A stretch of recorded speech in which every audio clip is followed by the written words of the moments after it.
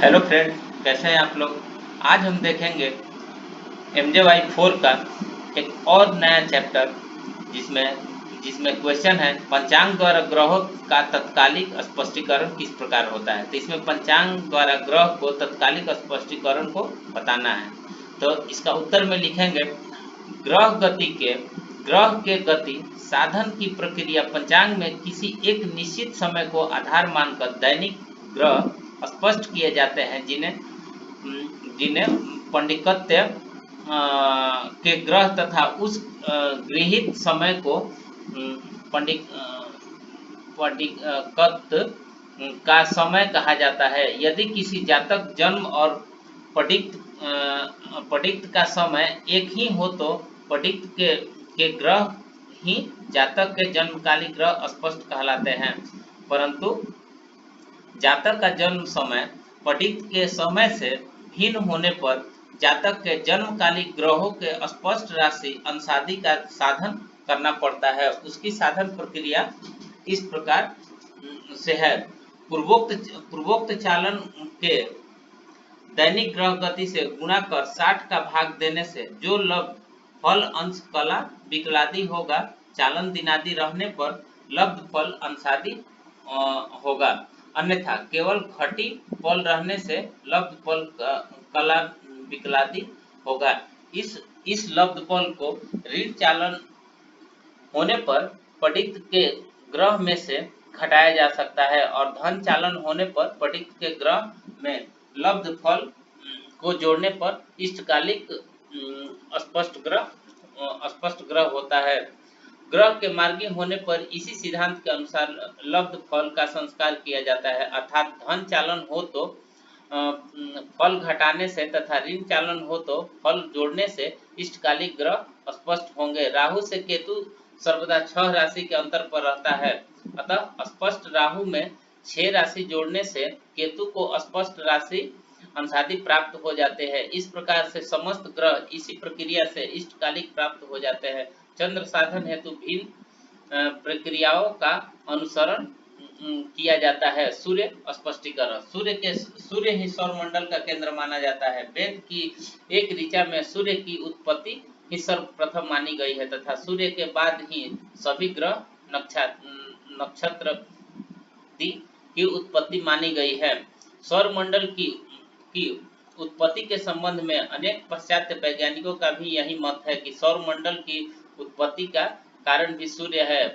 वफन महोदय के अनुसार विशालकाय धूमकेतु के सूर्य के साथ घोर संघर्ष के पश्चात ही सूर्य के कुछ पदार्थ खंडित होकर दूर हट गए। इस प्रकार से सौरमंडल की उत्पत्ति हुई। जीन्स जेफरीज नाम के 2 वैज्ञानिकों ने माना कि सूर्य गैसों का एक पिंड है तथा एक तारा घूमता हुआ सूर्य के समीप आ गया, जो सूर्य के समीप चारों तरफ भ्रमण करने लगा, जिससे सूर्य और उस तारे के मध्य ज्वारों की उत्पत्ति होने लगी। उन्हें ज्वारों के फलस्वरूप सूर्य के कुछ भाग उससे अलग हो गए और उसके चारों तरफ घूमने लगे, जिससे सौरमंडल की उत्पत्ति हुई। यह सूर्य ही सौर परिवार का केंद्र है। प्राचीन से अर्वाचीन मतों के अनुसार सूर्य को इस सौरमंडल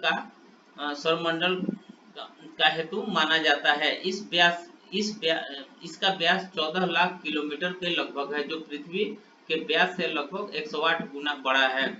पृथ्वी एक वर्ष में सूर्य की परिक्रमा करती है, इस कारण सूर्य से एक दिन में एक अंश चलता हुआ माना जाता है। पृथ्वी अपने अंश पर झुकी हुई है, अतः सूर्य की गति प्रतिदिन असमान रहती है। यह गति कम से कम 57 कला, 10 विकला तथा अधिक से अधिक 61 कला, 11 विकला के लगभग प्रतिदिन रहती है। सूर्य इस संसार का आत्मा माना जाता है, यह जीवन दाता है। किसी जातक के जन्म के समय सूर्य किस राशि में कितने अंश कलादि पर है, इसका ज्ञान अत्यंत महत्वपूर्ण है। अतः ग्रह स्पष्टीकरण प्रक्रिया के माध्यम से सूर्य स्पष्ट का उदाहरण इस प्रकार है। मान लीजिए हमें दिनांक 17 मई 2021 को सूर्य स्पष्ट करना है। सूर्य की गति हमें पूर्वोक्त उदाहरण में 59 कला और 49 विकला प्राप्त हुई थी। चालन साधन गत इकाई में वर्णन किया गया है कि कल्पना कीजिए कि ऋण चालन 19 घटी और 15 पल है तो पूर्व साधित चालन इक्वल्स टू 19/15, ये ऋण चालनम हो गया। और उसके बाद पूर्व साधित सूर्य गति 57/49 इंटू, अब डिवाइड कर देते हैं यहाँ पे इससे और इससे, तो 1080 बटे इतना 855। फिर इसमें इसको डिवाइड करेंगे तो ये इतना आएगा। पूर्वोक्त सिद्धांत के अनुसार ग्रह गति को चालन से को मुद्रिका क्रम से गुणा कर 60 से भाग दिया जाता है। लाप्ति को अग्रिम राशि में जोड़कर पुनः 60 से भाग दिया जाता है। ग्रह गति इंटू चालन बाई 60 इक्वल टू चालन फल, ये इसका एग्जाम्पल है, आप लोग देख लीजिएगा, ये डिवीजन किया हुआ है। इस प्रकार से ग्रह गति को चालन से गुणा कर 60 से भाग देकर लब्ध फल 18, 32 और 58 कलादि प्राप्त हुआ। यहाँ तृतीय अंडक 58 है, यह 30 से अधिक होने के कारण अर्धा है, अतः 58 को त्याग कर लाभ फल 18, 33 हुआ। ऋण चालन होने पर करण लाभ चालन फल और पंडित तस्थ सूर्य में से ऋण करने पर इष्टकालिक सूर्य स्पष्ट प्राप्त होगा, जैसे यहाँ पे दिखाया गया है। तो आप लोग इसको नोट डाउन कर लीजिएगा। इस प्रकार से इष्टकालिक सूर्य स्पष्ट 01 राशि और 02 अंश 45 कला और 41 विकला हुआ। ऋण चालन होने के कारण यह पंडित तस्थ ग्रह में लब्ध फल को ऋण करने पर इष्टकालिक सूर्य स्पष्ट प्राप्त हुआ। एक उदाहरण ले लेते हैं। मान लीजिए हमारा धन चालन 19/15 19-15 पल है। ऐसी स्थिति में पूर्वोक्त विधि से ही चालन और सूर्य गति को गोमुद्रिका क्रम से गुणा कर 60 से भाग दिया और लब्ध फल 19 कला और 11 विकला प्राप्त हुआ। बस इस लब्ध को पंडित तस्थ सूर्य स्पष्ट में जोड़कर इष्टकालिक सूर्य प्राप्त होगा।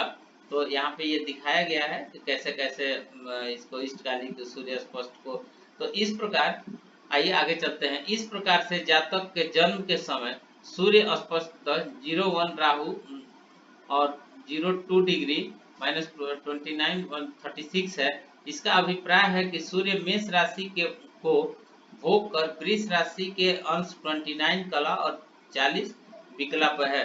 तो इस प्रकार से आज हमने देखा कि कैसे इसको वर्णन करेंगे।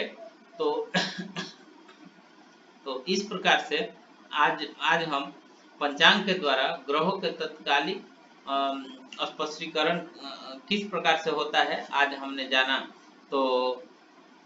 तो इसी के साथ आज ये चैप्टर आज समाप्त हुआ। तो फिर मिलते हैं नेक्स्ट वीडियो में, तब तक के लिए अपना ध्यान रखिए। धन्यवाद।